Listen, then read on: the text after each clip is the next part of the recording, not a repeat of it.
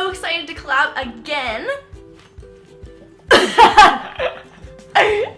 So tie-dyeing has totally been one of my favorite things to do in summer. In summer camp, I had tie-dye birthday parties. I've like always been super into tie-dye, so we did some awesome tie-dye DIYs today, tie-dyeing like basically anything that's like tie-dyeable. We tie-dyed it. Tie-dye everything, basically, is the moral of this video. Exactly. So obviously this is a collab with Ava, but on Ava's channel, we did something a little bit different, and it is freaking hilarious. We did reacting to men's beauty products. And we also at some point had to put this on in the video, so you should definitely go check that out. It'll be in the description box below and also linked on Ava's face. So we can just hop right into the video. Make sure to give it a big thumbs up if you enjoyed it, and let's do it! Let's get it started and hot. Let's get it started in here. Running.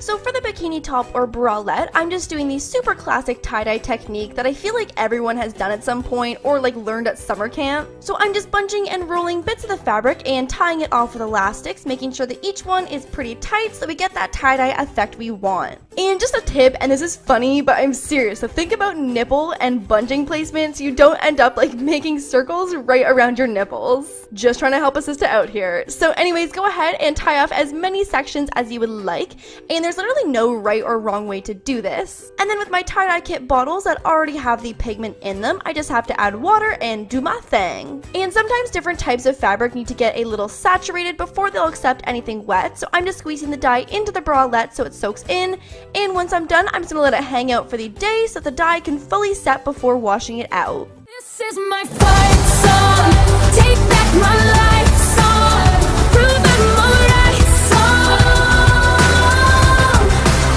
My power's turned on, stop it right now, I'll be.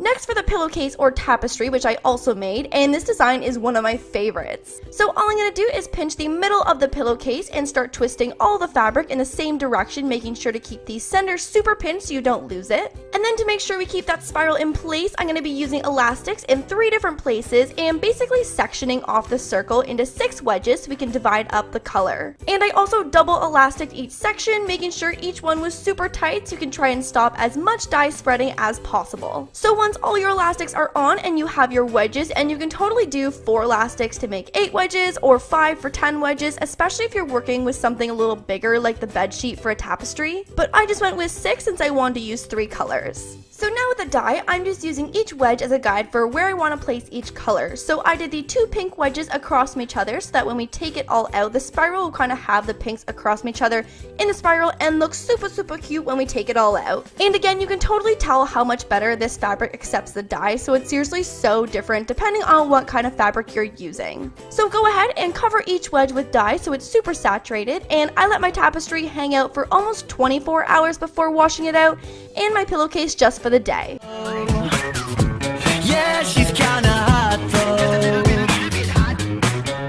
She put me on that, she won't get out of my head. She's kinda hot though. Now for the tank top, and this method is actually so easy and has such a cool result. So literally all I'm going to do is take the fabric and scrunch it up, so no elastics or anything to hold it in place. So literally just bunching it up with my hands until it's kind of in the shape of like a flat ball. And then with the dye, you can be super messy with this one and just cover the entire front of the shirt and all the fabric that's showing. And again with the fabric thing, it didn't accept the dye at first until it got a little wet. So I just pressed the dye into the shirt each time before I added more. And basically how this one works, and for some reason I was really nervous the first time I tried this just because I was worried it would turn out just like one big pink shirt, but all the bunches on the inside stay white and make a really cool distressed and very like Brandy Melville-esque type of tie-dye. So once the front is pretty much covered, you can go ahead and flip it over and repeat the same thing on the back, and a lot of the dye will have probably soaked through, so you won't have to add too much more on the back. And when you unravel the bunches, you can rebunch and re-dye parts if you feel like you need a little more color happening. Get up on my ear, I'm just a Midwest kid in California.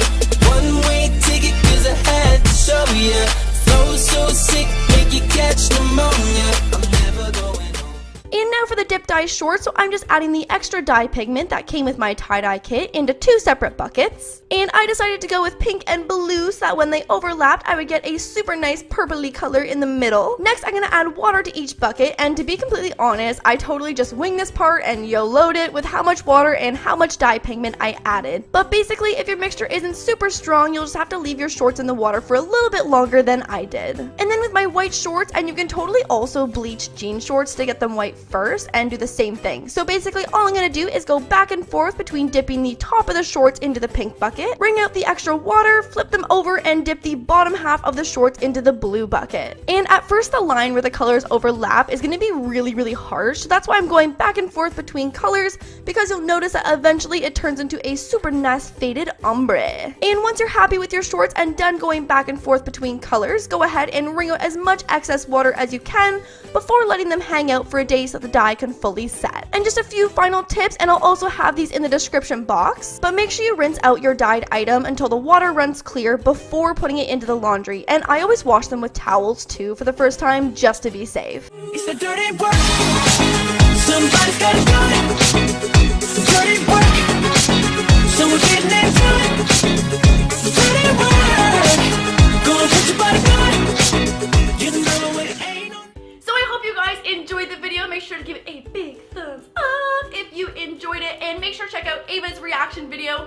Honestly, my nose is not only scarred with Axe, but just the fact that you need to see us put this onto our butts. My body is scarred with the fact that your butt sits inside in here under these elastics. It is supported by these little elastics. So Guys are weird. Guys are so weird, and that is what we have learned in that video. So make sure you go check that out. It'll be in the description box below and on Ava's beautiful face. So beautiful. And as always, if you try out any of the DIYs, make sure to send me a picture on Twitter at LauraDIY and on Instagram using the hashtag LauraDIY. And make sure to follow me on all my social medias. Those will be in the description box below, along with Ava's channel link and the video and all her stuff too. But I hope you guys enjoyed it, and I will see you guys in the next video. Bye!